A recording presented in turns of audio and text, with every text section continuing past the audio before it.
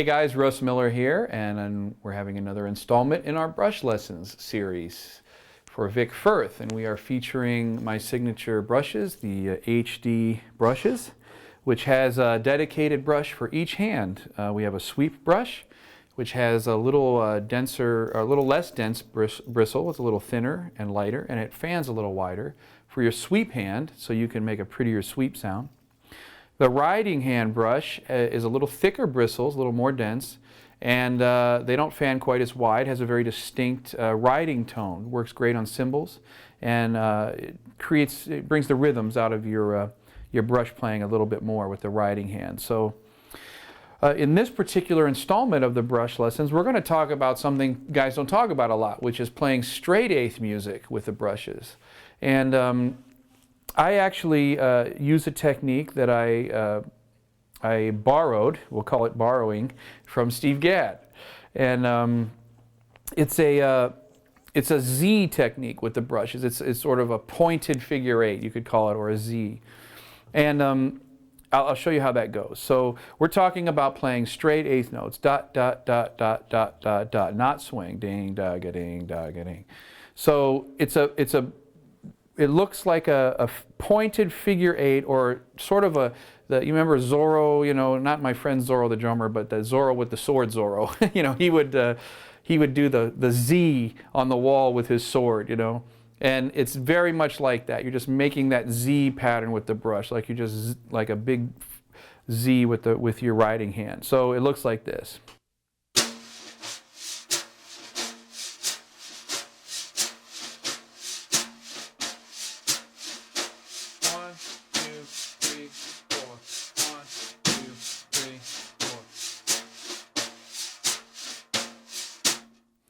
That's the basics of the straight eighth notes, okay?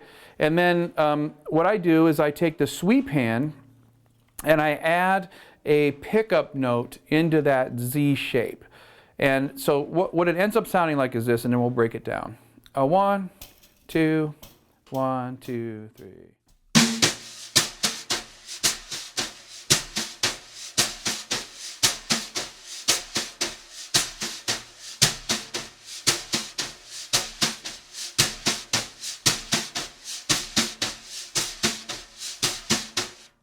Okay, so technically what I'm doing is I'm playing the fourth partial of the beat, the 1 E and duh, 2 E and duh, 3 E and duh, 4 E and duh, with a reverse lateral movement of the sweep hand.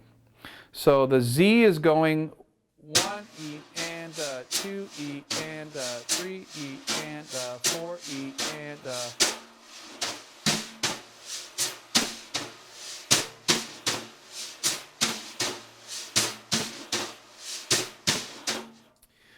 When it speeds up, it sounds a lot like a shaker, a common shaker pattern when you play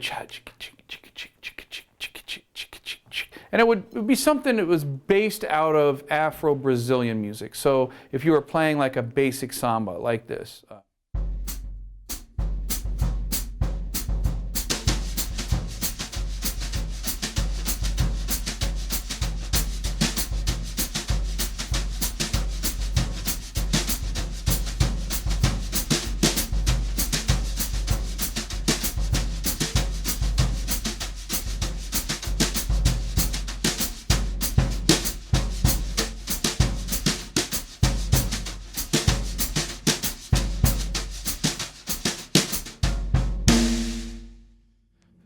So you can see when it gets a little quicker, it's very shaker oriented,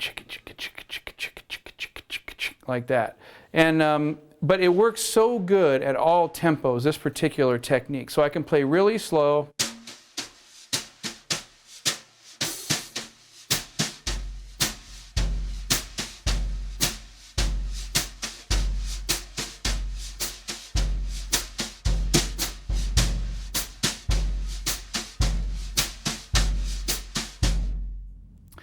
The great thing about using the Z pattern and the reverse sweep is that I'm filling in the sustain of those eighth notes. Da, da, da, da, da, da, da, da, rather than like we talked about earlier in our basic brush lessons, we are now responsible for the sustain. So even an eighth note sounds like da, da, da, da, not tap, tap, tap, tap, tap. We have the actual length of the eighth notes. Okay? So one more time. The Z shape starting, moving to the right. 1.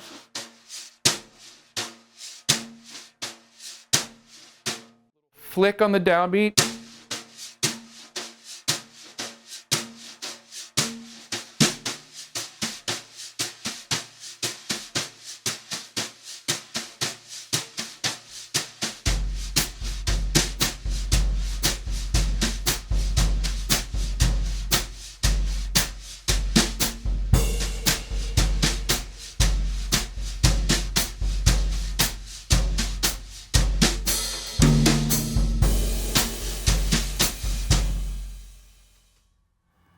Pretty simple, but I think it's really effective.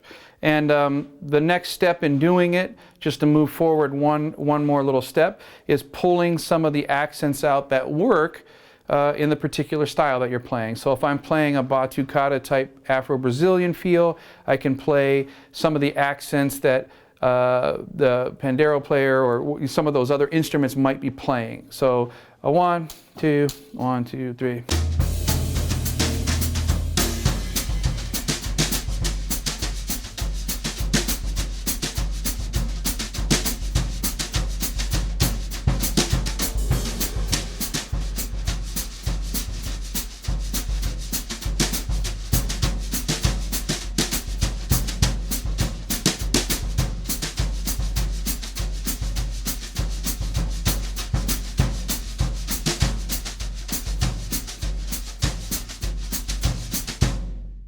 And I can make it smaller or bigger pending the tempo. You can see as I get a little faster, sometimes the Z gets a little smaller. And I want it to feel real 16th note oriented. So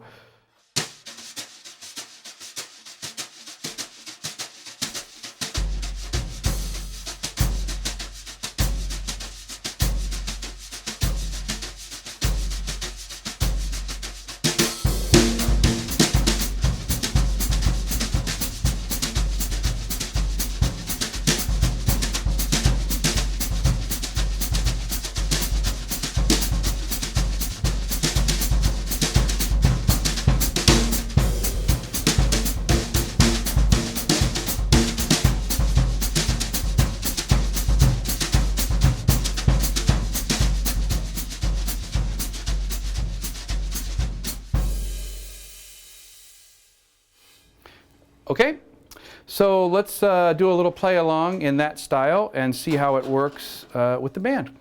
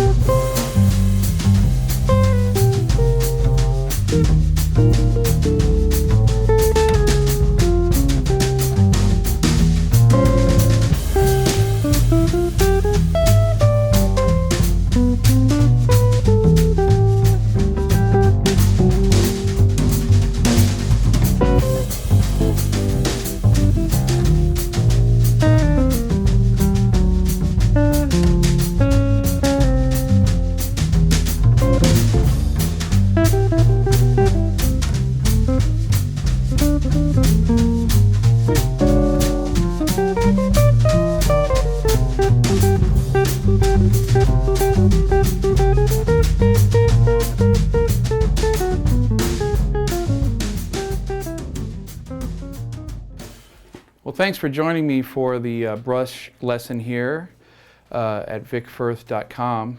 And you know, the brushes can be a little daunting at first. I think the issue is that it's movements that we're not used to making, these sort of lateral sweep movements and things. But trust me when I tell you that it's really very, very addicting.